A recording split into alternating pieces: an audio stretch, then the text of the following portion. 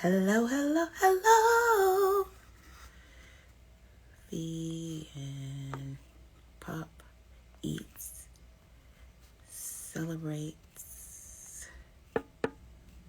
Hi, how are you?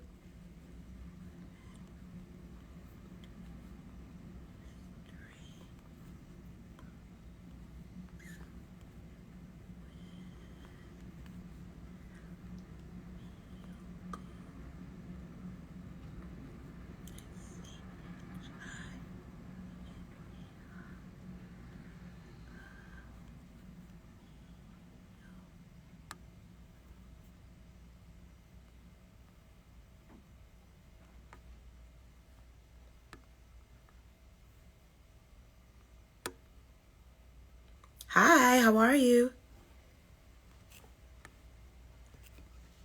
Hello, hello, hello. Hello to everyone. Hello, hello, hello. Tonight is going to be so good. Tonight is going to be good. Hi, how are you? Camila, Denise, and also a work in progress. Hi, how are you? Hi. Hello to everyone. Hi. Happy Mardi Gras. Hi, how are you? Yes, indeed. Thank you for everyone who is coming in. How is everyone doing today? It is chilly here in New York City, but it is the first day of Women's History Month, and I'm super excited to be speaking to Miyoko this evening. This is going to be good because she is dope in real life. And yes, their cheeses are remarkable. For those of you who haven't, settled on your favorite non-dairy cheese, Miyoko's is the one that you want. Yes, indeed. It is just, she gets it right. She gets it right. So thank you to everyone who is coming on. She should be on at 6 o'clock. And my name is Angela Yvonne. And I am the host of VeganPopEats. Hi. Hi. I am the host of VeganPopEats, where we are changing the perception of veganism, vegetarianism, through conversations, cuisines, and conscious living. Hi, how are you? Through conscious living. And yes, we're just showing you how dope it is over here on the green side. Make sure you guys go over to YouTube because I have seasons 1 through 3 where we have gone to some of the hottest vegan spaces in DC, in New York, and we will be back filming the main show in April. So I'm super excited about that. And yeah, with this live, go ahead and share with a couple of people because we want everyone to enjoy this conversation. And we just want everyone to just, even if you just want to be vegan adjacent, there's a lot of valuable information in all of the lives that we put on. And there's also valuable information in the actual show that is on YouTube. So I'm asking people to go over there and to subscribe and follow, and binge watch the 3 seasons that I've done so far because we're going to be back in the streets in April. And I'm super excited about that. So yes, indeed. I am happy that everyone is starting to come in. She should be here at 6 o'clock. But yes, indeed. How is everyone doing tonight? I hope everyone is doing good. The weather's okay here in New York. It's still a little chilly. I hope that it makes up its mind sooner or later because I'm ready for spring and summer. Well, I won't say that I'm super ready, but I'm ready. I'm ready as much as I can be because I'm not really a cold person, and that's sort of weird with me living in New York, but I don't know how much, longer I'll be here in this chilly weather because I feel like, the South is calling me again. So yes, indeed, super excited about this conversation. It is Women History Month, and we are celebrating women in tech, food, beauty. We have a lot of dope people that will be featured this month, and I'll be doing lives on Mondays and Tuesdays. We'll have some beauty brands, we'll have some chefs. Yeah, we're, wanting to lift up women in this space, especially because it is History Month, but just, leveling up and also lifting up women in this space, because it's vital for us to support one another so we can, set precedents on how we should be treated and how much value we give to the spaces that we are in. So yeah, so that's what we got going on. Yes, indeed. So I'm definitely thankful. Hi, Colleen. I'm definitely thankful for everyone who is coming in this evening, and I'm definitely thankful for everyone who watches the lives and possibly, replay the lives or share the lives. I hope that you are getting valuable information, because veganism isn't that difficult. And the purpose of, what I'm doing is to show you just how dope it is here on the green side, and that, you could just come through and you won't miss out. I promise you won't miss out. Matter of fact, I think that it's a life of abundance. So, we'll see how it goes.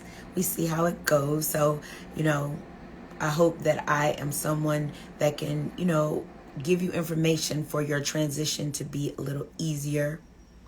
Each one of us has our own journey. Some of us are vegan adjacent. Some of us can jump out the window immediately. And thank you so much. Thank you so much. Thank you for subscribing. I really appreciate it.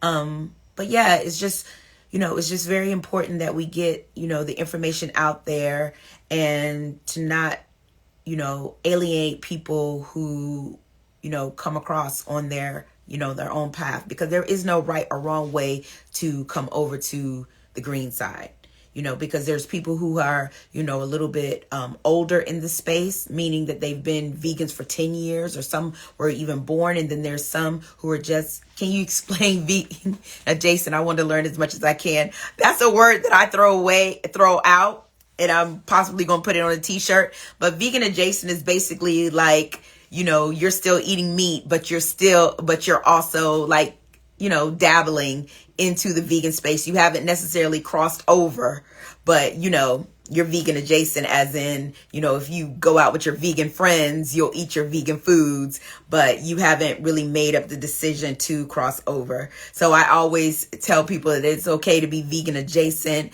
You have to go at your own pace. And yes, there's Miyoko now. She's here. Yes, Bria, but you'll come over. It's all good. Miyoko's here. I'm super excited about it. You just have to request to come in. Hi, Meelin and Dylan. You just have to, yep, there she is. Awesome.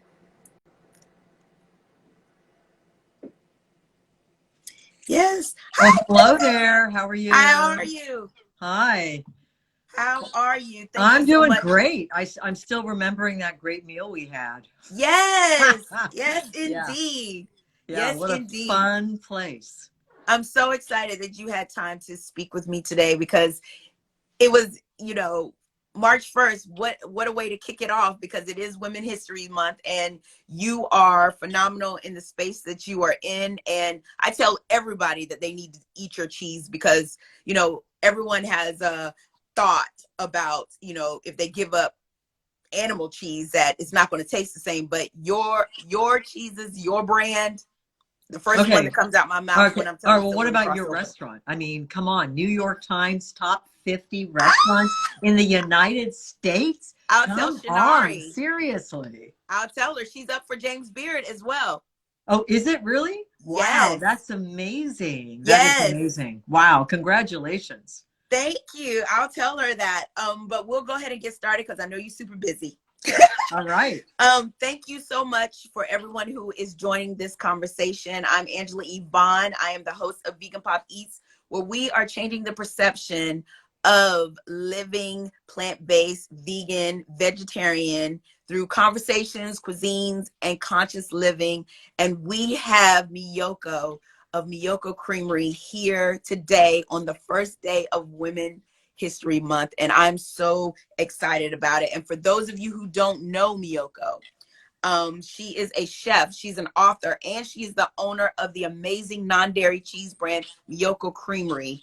And I just want to say that we are celebrating you today because it is important for people to have proper representation in this space. And as a woman, there's just so many things that we deal with, whether it's a person of color, whether it's just being in the women's space, and you are doing it and doing it well. Thank you so much for being here. Thank you. Thank you. You know, and I just have to applaud you as well, too. But really, it is women that's going to change the space because, you know, I think what we bring to it is just what you talked about. Like, we are really bringing compassion and love. Like, it's all the love that we put into our foods that speaks to people. And we're raising that consciousness, which is what you talked about. It's not just swap out your burger for this vegan burger, but it's really like, let's elevate our consciousness. Yes. And it's because we women, I don't know, I hate to say it, but we care, we nurture, we take care of others, we love. And that's really what I think is what we need in the world, you know, not power, but we need care, we need nurturing, we need compassion. Well, I always start off by asking about your journey as far as being a vegan and as far as you deciding that you wanted to give back to the world by starting your brand. Yeah, well, you know, I've been a vegan for, like 35 years at this point. Wow. So it's been a really, really long time. And it's been a lifelong journey discovering food. I mean, when I went vegan, I had to give up all the foods that I loved. And I had to figure out back in the 1980s, how do I make these delicious foods, you know, French, Italian, beautiful cakes and pastries and things like that. And it really just kickstarted this lifelong journey of exploration of food. It really kind of like awakened my mind, like, oh my God, how do I substitute heavy cream? And I started playing around with cashew cream back in the 1980s. And, you know, how do I substitute for butter? How do I do this? Because I wanted to be able to enjoy the same foods that I'd always had. And then it was, how do I share this with the world? And so I started teaching cooking classes in Japan and started writing cookbooks. And I had my first restaurant in the 1990s in San Francisco. And then my first natural food company making alt meats in the 1990s. And so it's, for me, it's been a really long slug, a long journey of exploration in food that finally took me to launching Miyoko's Creamery in 2014 after experimenting for almost a decade in making vegan cheese from nuts and legumes and seeds and things like that.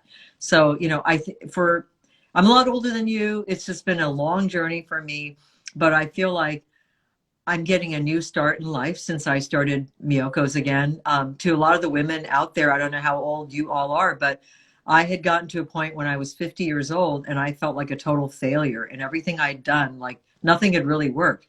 You know, I started all these vegan food businesses at a time when no one was paying attention to vegan. It was, you know, it was pre-internet. No one understood it. It didn't make any sense. It was like, why are you doing this? This is totally crazy. And so, you know, naturally, it just didn't get a whole lot of traction. Everything was a struggle. And I just felt like I didn't have that Midas touch that could, you know, turn anything into gold. And I had to figure out, I guess I had to wait many decades to be at the right time and place where I could actually do this. And the world would resonate with people. So I got very depressed in my 50s, in my early 50s. And finally, it was like, I'm going to give this one last hurrah. Otherwise, my life will have been for naught. Right. And so when I was 57 years old is when I started Miyoko's, which means that you can reinvent. Yeah, I was 50. I'm going to be 65 this year. So you can. I wouldn't have thought that. Well, see, that's what a good vegan diet does for you. Is that gives you energy and longevity, and youth.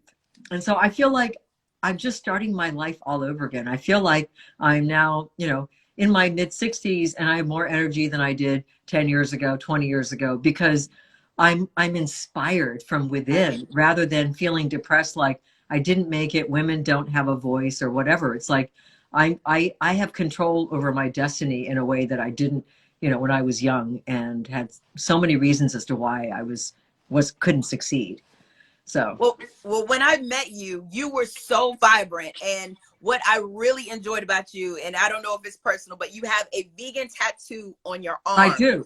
And you were telling me, that, the vegan companies and different people can't deal with you because you're just so unapologetically vegan. Absolutely. How has Unapologetically vegan. Yeah. that changed you for the better? Because, you've been able to see the growth that now we're the it girls, because everyone is just figuring it out with COVID and things of that. But how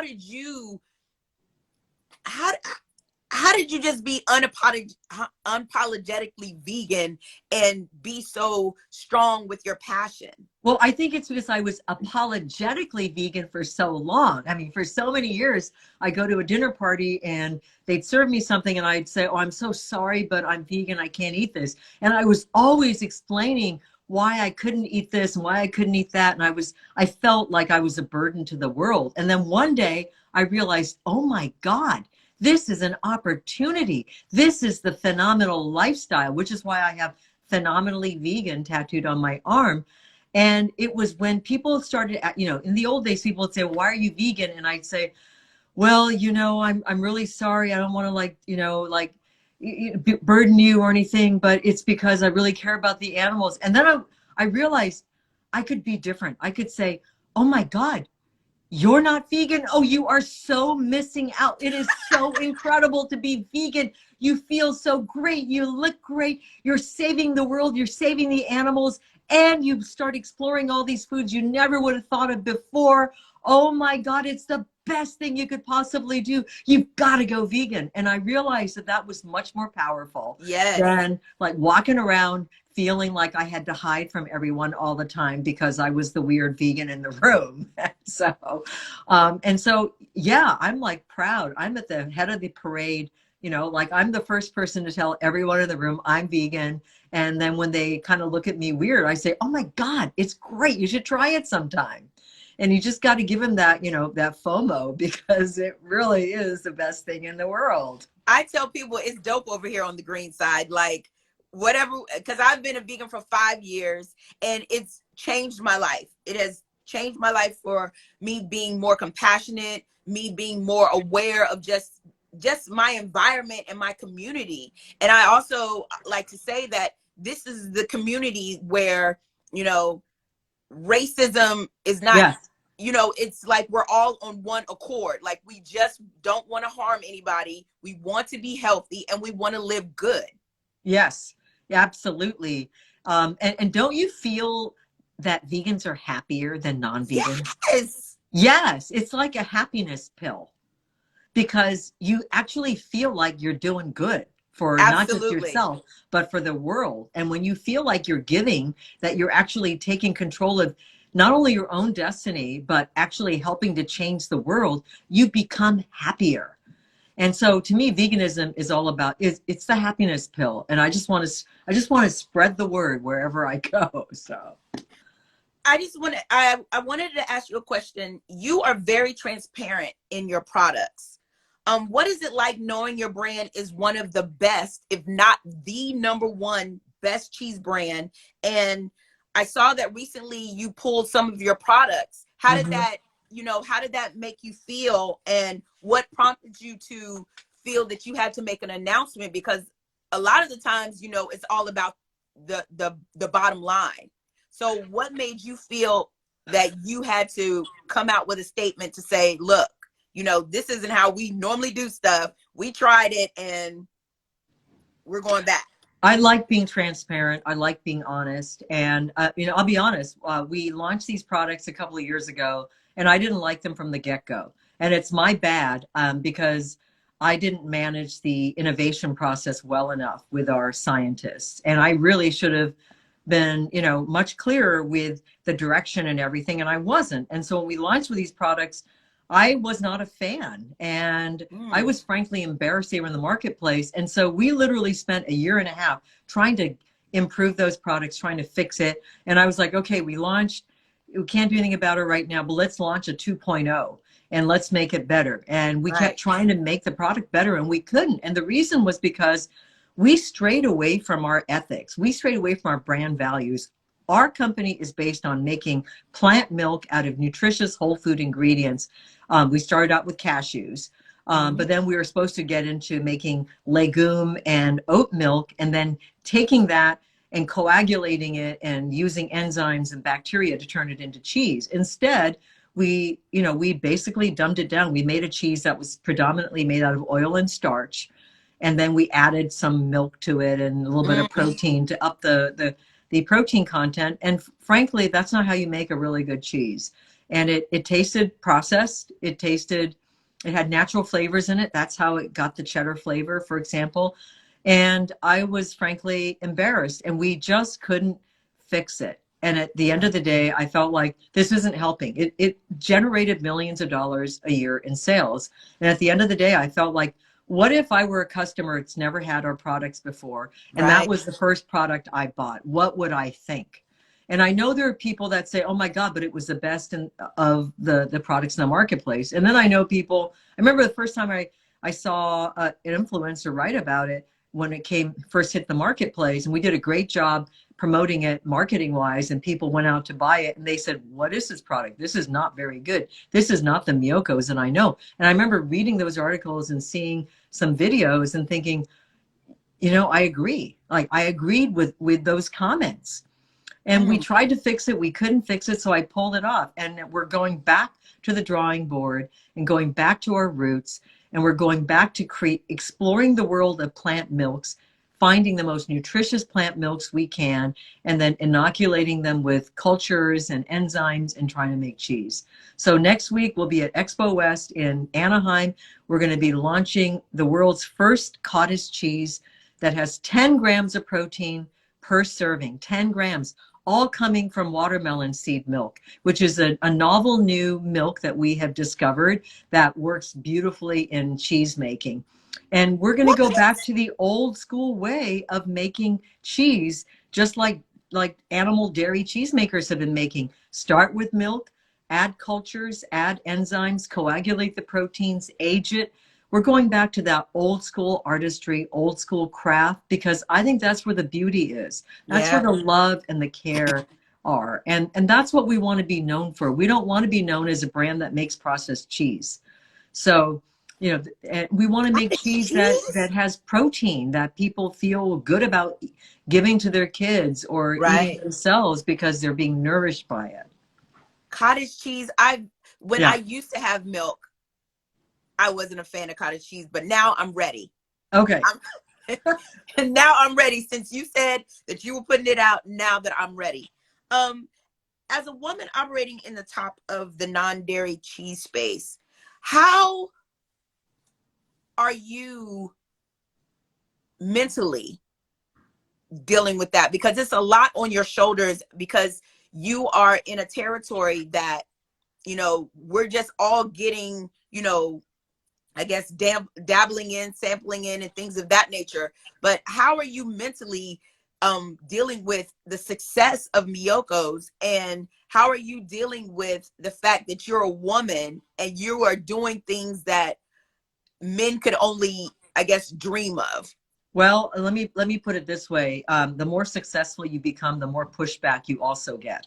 So the more people celebrate you at the same time. I mean, we talk about bias in any industry. If you think about it, only 3% of the total capital actually goes to female founders. Of all the public companies in the world, in the United States, only 20 have been led by women. Don't tell me that there aren't as many female entrepreneurs, because there are. And don't tell me that women don't have ideas as good as men, but they don't get the platform, they don't get the voice, they don't get the media coverage. So I've been very lucky that I've gotten more than many other female founders, but I know so many female founders that have amazing ideas and are smart and have are great business people, but they are not getting the money. They are not getting the platform. They're not getting the media coverage. And so for me at this point in my life, in my career, I want to be a voice for other women. I want to lead the path to give credibility to other women founders so they also have an opportunity to succeed.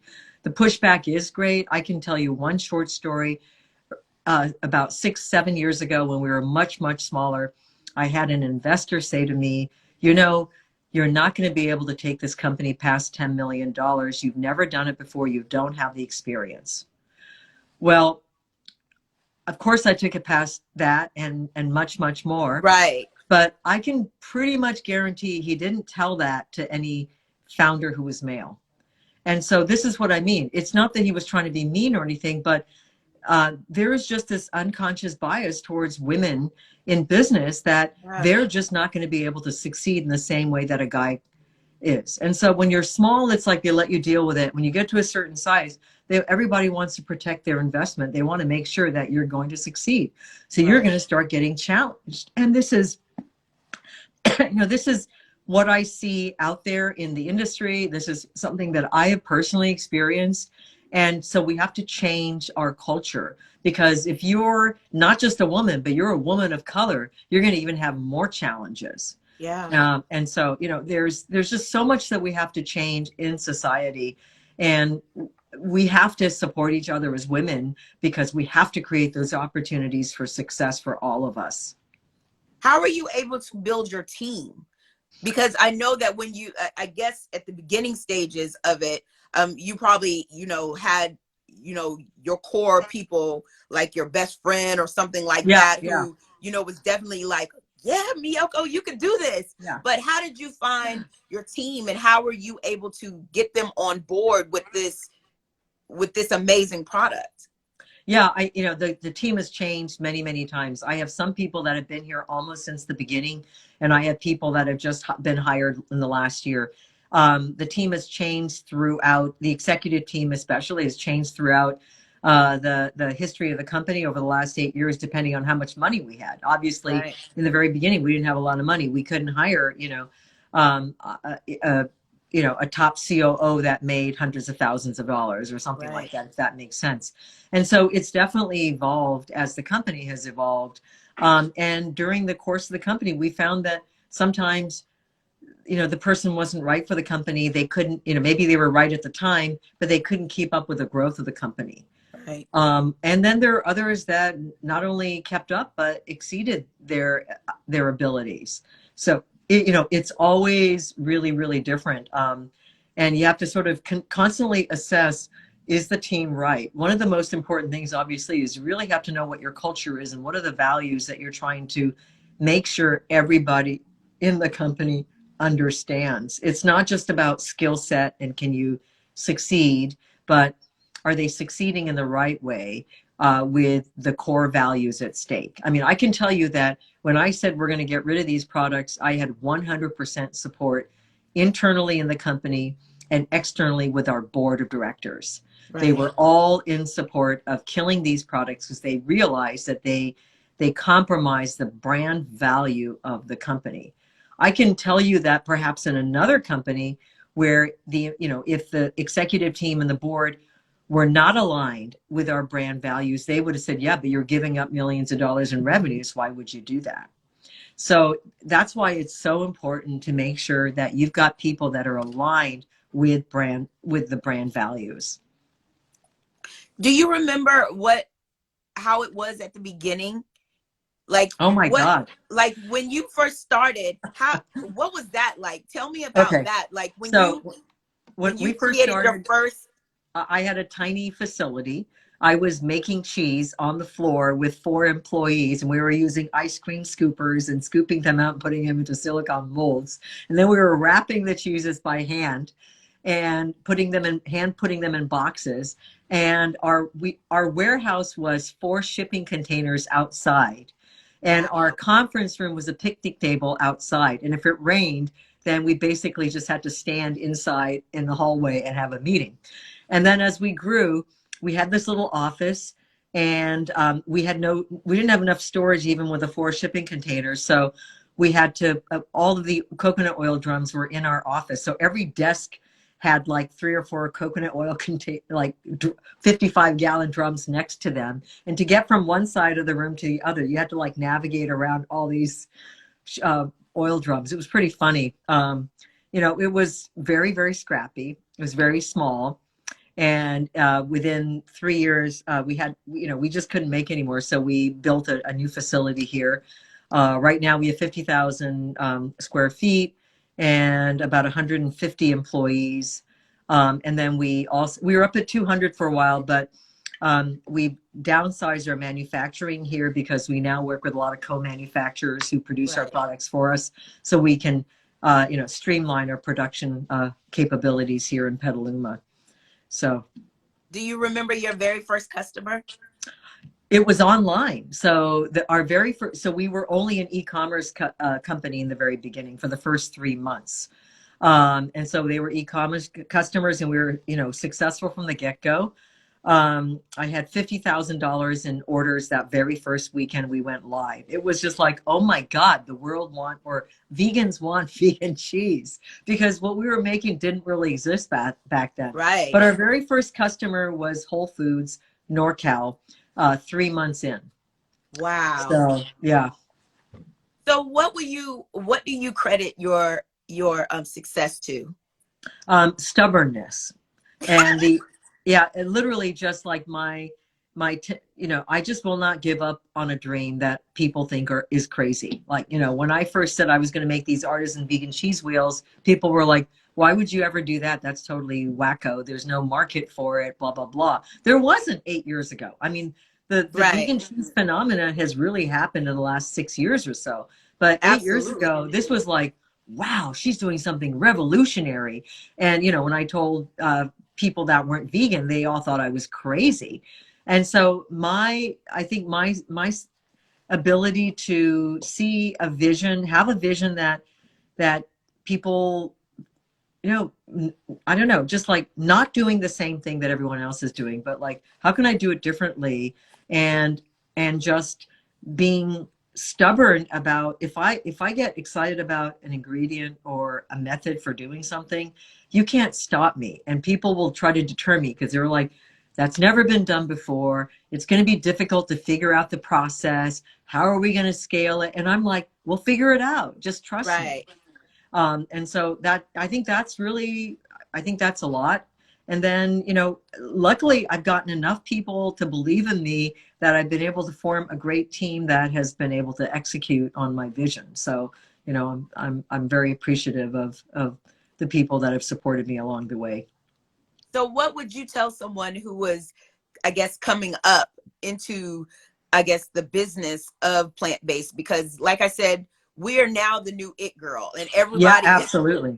Everybody is just like, you know, I need to, you know, even the non-vegans are finding a way to get their piece of the pie. What would you say to someone who is just starting now, and what do you predict will be the next like vegan plant-based item? Yeah, I mean, that's a loaded question. So, I mean, you know, it really depends on what they want to do. I mean, do they want to open a restaurant? Do they want to open a mom and pop shop? Do they want to become a brand and sell globally or nationally? You know, the instructions are going to be different. But really, I mean, I would say for women, you've got to believe in yourself.